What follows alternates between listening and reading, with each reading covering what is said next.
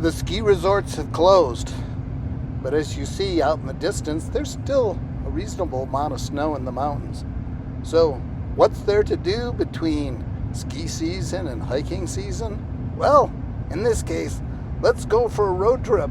Road trip in a car where we'll be sleeping, not in tents, but, oh my God, in hotels?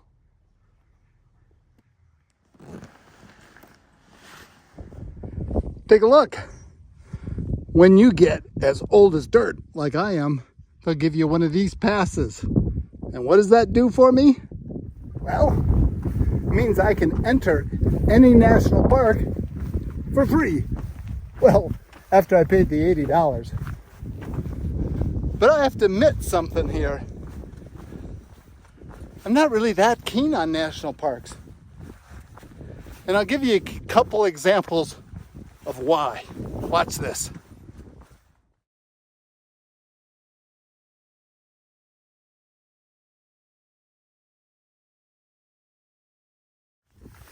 The thing is when I go into the wilderness, I want a wilderness experience.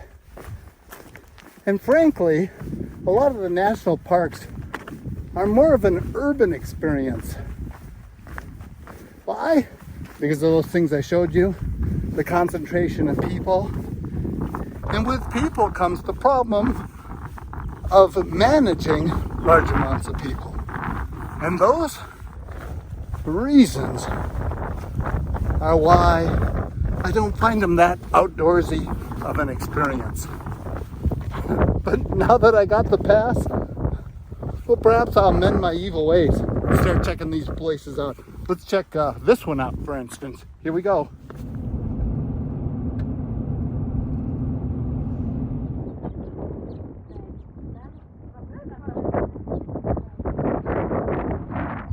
I can't go any other place in the world and see this site.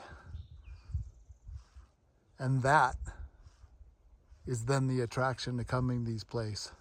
And you put aside the infrastructure and the informational signs and the crowds and take advantage of the opportunity to see a place like this. So in conclusion, yes, I'm going to visit a lot more national parks. Will they give me that austere, wide open wilderness experience? No, of course not. I'll still go to my favorite haunts where that remote experience can be had, where one can explore at will, with responsibility, mind you, and have that experience of just me in solitude in the great, wild, open landscapes that America has to offer. Because I've found that just a few miles out of these big national parks, you can find areas like this one that offer 80%, 90% of the experience you'd have in that national park, but without the crowds, without having to wait in line behind a half a mile line of RVs.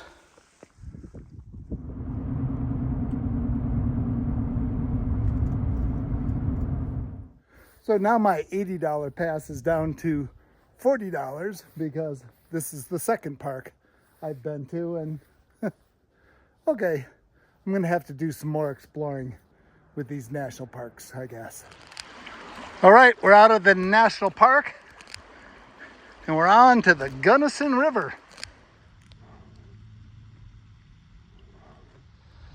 I've never done this section before, but I do have my buddy in the big white pickup truck to pick me up.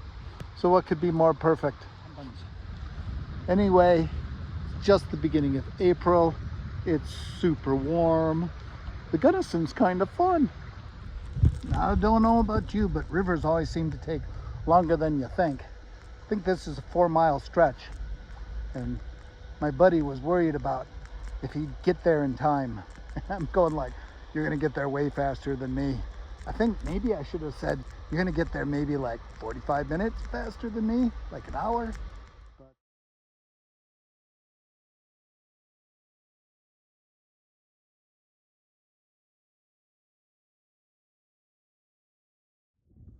Well, here we are at our last national park, the Colorado National Monument. And I think at this point my pass has been paid off in only 3 days.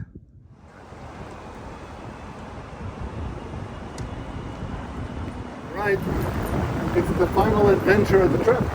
Bike ride through Glenwood Canyon. You can see how much water is in the river.